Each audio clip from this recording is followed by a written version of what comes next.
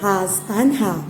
Children, we use has and have to tell the possession of something which we own. It can be person, animal, place, or thing.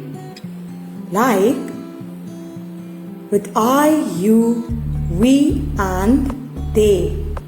We use have to tell the possession of something. Like, I have a book. I own this book. I have a cell phone. They have a ball.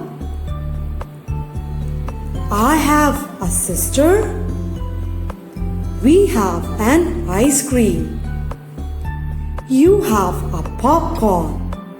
So with I, we, they, you, we use have. Now let's talk about has.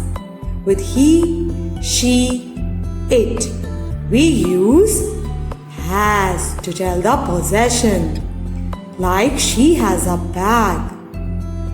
He has a guitar. It has a banana.